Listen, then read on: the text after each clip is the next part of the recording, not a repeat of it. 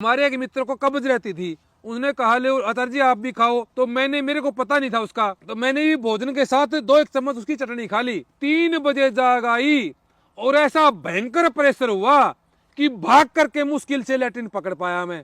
और जैसे गया, गोली होती ना, गोली के प्रेशर की तरह धड़ाम जैसे जैसे सारा कबाड़ निकाल देती जी। शरीर के अंदर एक जाड़ में भी दर्द हो गया ना, या पेट के अंदर गैस होगी, तो आप नींद का भी मजा नहीं ले सकते भाई। तो ये फल अद्भुत है, जहां कहीं भी मिल जाए ना, ले आए तोड़ करके, छोड़ देना इसको।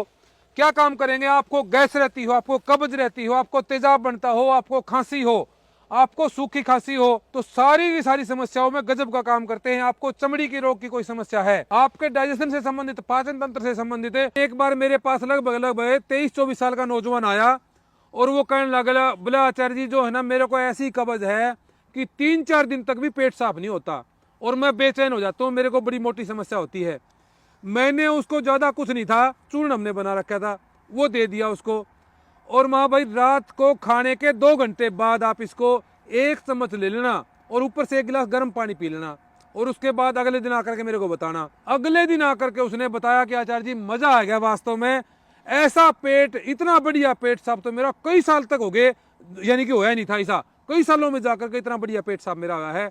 तो ये अनुभव उस आदमी ने आकर के मेरे को बताया। कब्ज के कारण आदमी के मुंह में से बांस आने लग जाती है, पास में कोई खड़ा होना भी वो अच्छा नहीं महसूस करता है। शरीर किससे बनता है? पेट में जो कुछ खाएंगे वो अच्छा हजम होगा। अच्छा हजम कब होगा? जब आपकी मशीन अच्छी होगी, आपका हाजमा अच्छा होगा, आपको कब्ज नहीं होगी, आपको गैस नहीं होगा, आपको तेजाब नहीं होगा, तब जाकर के सारा सब कुछ है, जो कुछ खाओगे उसका बढ़िया रस बनेगा। आपकी कान अच्छा काम करेंगे, आंखें अच्छा काम करेगी, जब तक जियोगे तब तक आंखों से आपको बढ़िया दिखाई देगा। और पेट यदि खराब है, सारा शरीर नहीं, सारी दुनिया ही खराब होती है। कब्ज के ऊपर ये अद्भुत काम करता है। कैसे काम करता है? उसके लिए आपको करना क्या है, कच्ची हो चाहे पक्की हो, ये इसको ऐसे छोड़ लेंगे आप। कच्ची है जल्दी छूल जाएगी, पक्की थोड़ी ही लेट छूलती, थोड़ी कठोर हो जाती है फली। ऐसे ऐसे छोड़ लेंगे आप इसको। ये देखो, ये ऐसे ऐसे चक्कर से है ये, इन चक्करों के बीच का गुद्दा निकाल लेंगे। सूखने के बाद पतला हो जाता है, ये अभी गिल्ली है तो मोटा है ये गुद्दा। इस गुद्दे को निकाल करके और कूट लेंगे, ऐसे ऐसे कूट करके। कुंडी कुचका में इसमें नमक मिर्च भी कुछ डालना चाहे डाल सकते हैं आप, स्वाद के लिए। मीठी होती थोड़ी सी, देखिए मैं खा करके दिखाता हूँ अभी। इसको खाएंगे, आराम से खा सकते हैं, क्योंकि ये मीठा होता है और नुकसान कुछ नहीं इसका।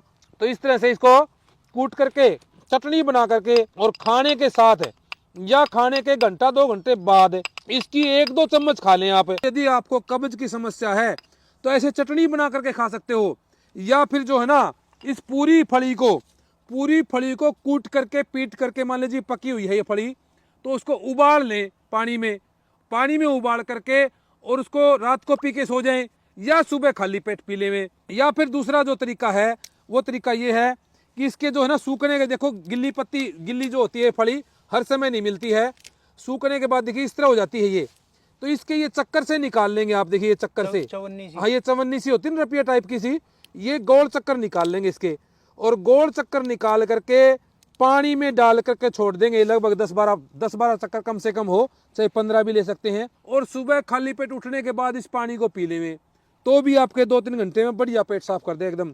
तो कब्ज के ऊपर गजब का काम करता है, अद्भुत काम करता है।